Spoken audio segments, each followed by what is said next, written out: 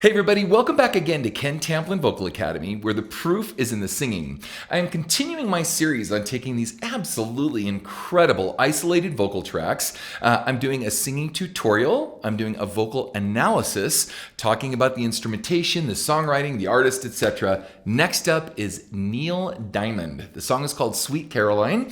And what's interesting about this song is apparently this is the #1 requested karaoke song on planet Earth. I kid you not. Look it up. You'll see what I'm saying is true. Now, I did a version of this myself. I will put that in the description. You can see how I did. One of the things I love about Neil, for me personally, is Neil is really more in my range, or let me say it the other way around. I'm really more of a baritone like Neil Diamond.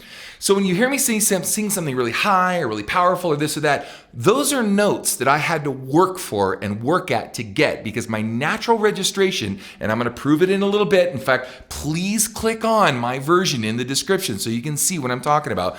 But is to be, my inclination, he uses that in the song, is to be more like Neil Diamond. So I want to just fire it right up, take a quick listen to good old Neil, and we'll go from here. Here we go. Where it began, I can't begin to knowing, but then I know it's growing strong. He is so unassuming and yet captivates your attention immediately. You know, where it began, I can't begin to knowing, but then I know it's going strong, right? So he's got this beautiful, warm presence with a really nice, bright tone to his voice. So for you guys out there, you aspiring singers, by the way, I forgot to say this. If you wouldn't mind, please like and subscribe to my channel. That would be really cool. If you're so inclined. I keep saying that because that's in the song. And also, I have a singing forum. You can find it over at Ken Tamplin Vocal Academy. I also have a singing course called How to Sing Better Than Anyone Else. You can find it right here at Ken Tamplin Vocal Academy. Okay, that's out of the way. Now back to Neil. So what's interesting about this for me is he doesn't sing like he's, singing through cotton or that he's got a sock stuffed in the back of his throat. He's very bright on his sound. Listen, and warm at the same time. By the way, in opera, that's called chiaro oscuro, or warmth with brightness in the center. And that's the ultimate goal of where we want to be as singers, is to have that warmth around, the big round warm sound with that nice bright crystal clear ping or clarity in the voice. So let's listen to it again. Here we go. Where it began, I can't begin to knowing, but then I know it's growing strong. Beautiful, absolutely beautiful. Next one. Wasn't the spring, and spring became the summer. Who'd have believed you'd come along? What was in the spring? Then spring became the summer. Who'd have believed you'd come along? Hands reaching out. I'm getting carried away here. Anyway, no, but is that just golden throat tone, right? Now, he's not using a ton of support, and he's not doing a bunch of stuff from a technical aspect. In fact, some of the things he does from a technical aspect, as far as closing his vowels down really hard, actually inhibits range. So if I were to sing this differently to try to place my voice higher, instead of going, where it began, I can't begin to knowing, but then I know it's going strong, right? I'd go, where it began, I can't begin to knowing, but then I know it's going strong, right? I'd have it more brightened in the face. So I go, hands, touching hands, reaching out, touching me, touching you, right? Now, even on you, he's got that ooh kind of sound we're going to get to in a minute. Those closed vowel sounds will cost you range. So we're going to talk about how not to do that and still sing with the same timbre like Neil, because I just happen to love that sound. Okay, let's continue. Here we go. Wasn't the spring, and spring became the summer. Who'd have believed you'd come along? What an incredible storyteller. Hand, touching hands, reaching out, touching me, touching you. Now let's talk about this. Instead of touching you, instead of oh, ooh, and closing oh, ooh down, I want you guys to try something for me. You aspiring singers out there, think of singing the word oh with ooh in it. So instead of you and closing it down so much in the throat, go you, and you're gonna find you can get a rounder tone and access to more range than closing the throat down, and then the chorus is kind of all he's got as far as his range. Check it out. Touching me, touching you, sweet Caroline.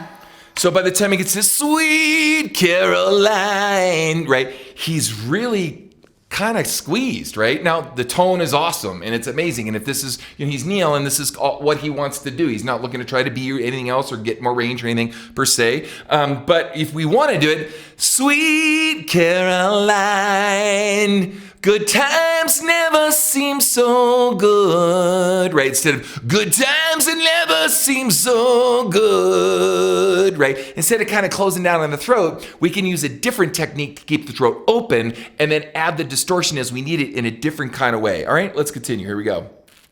Good times never seem so good. Love that tone. I've been inclined. Now, even on the word ein, he's kind of really in the face. I've been inclined, right? And you can hear he's kind of a little stuffy on the sound too. Listen closely. He's just a little stuffy, so it's kind of interesting for him to go for some nasality and be stuffy at the same time. Listen.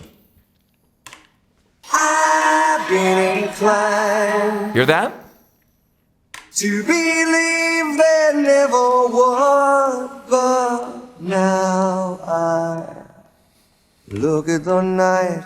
Now, I'm telling you straight up, this guy was just a woman, chick magnet, right?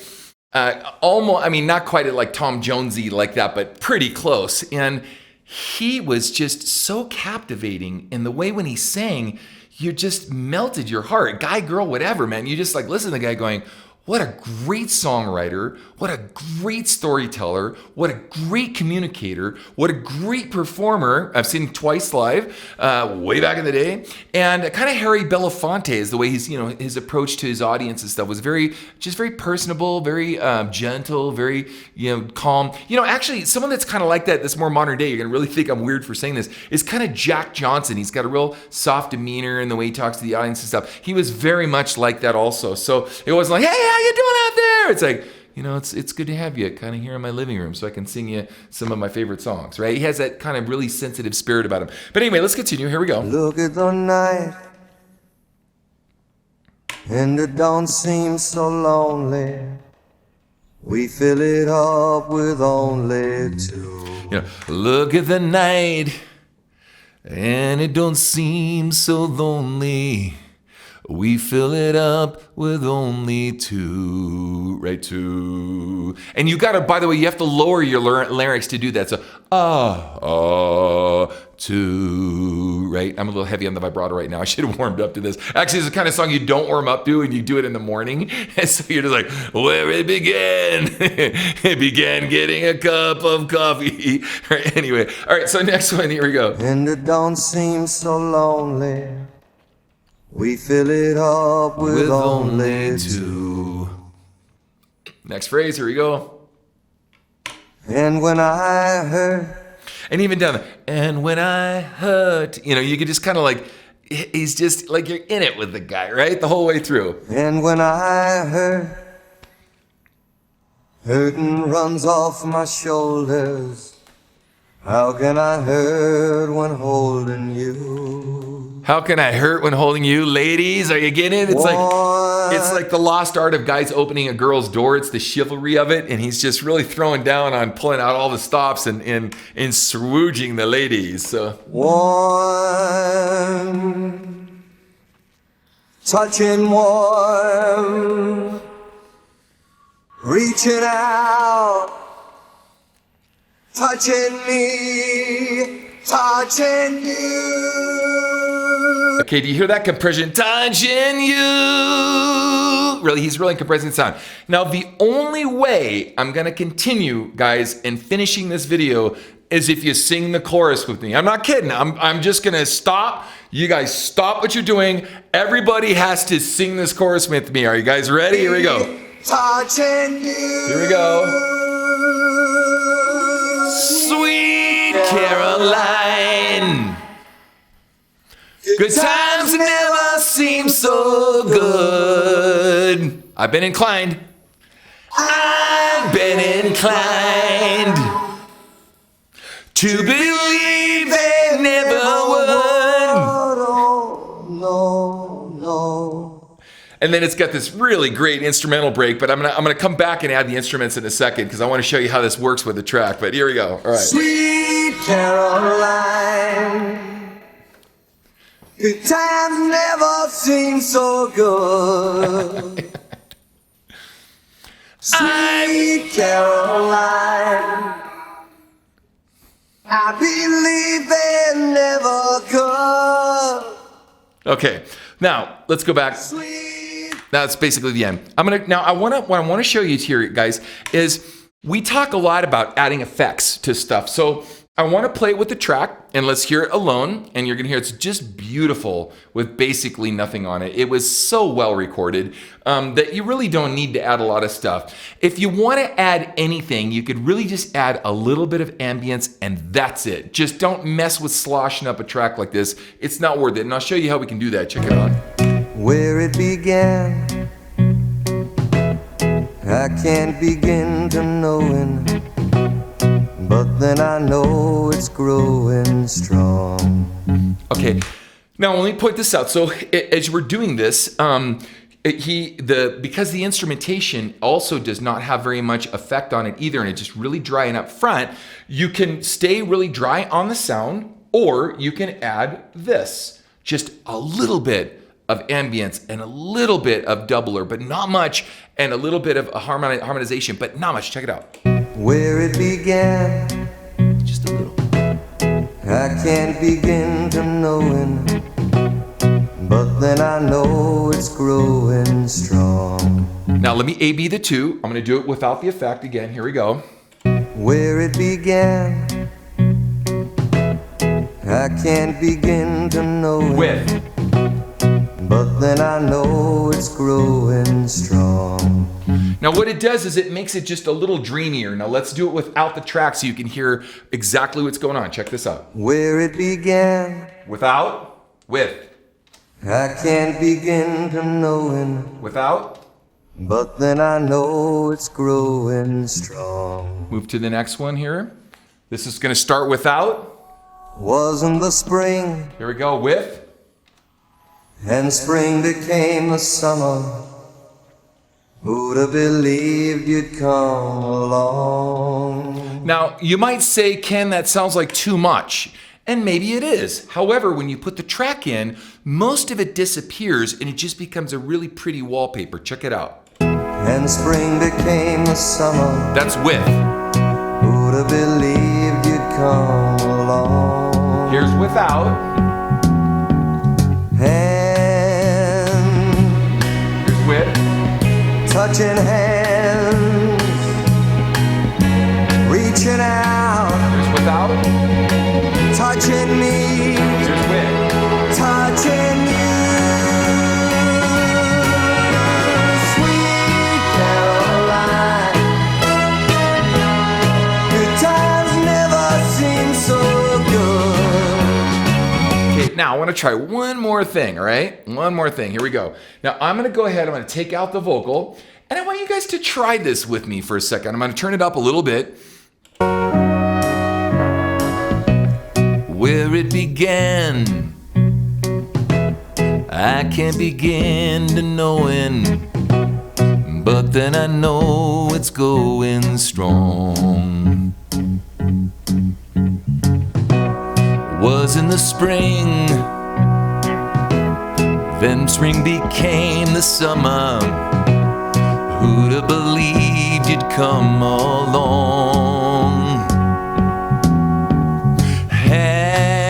Hands touching hands, reaching out, touching me, touching you.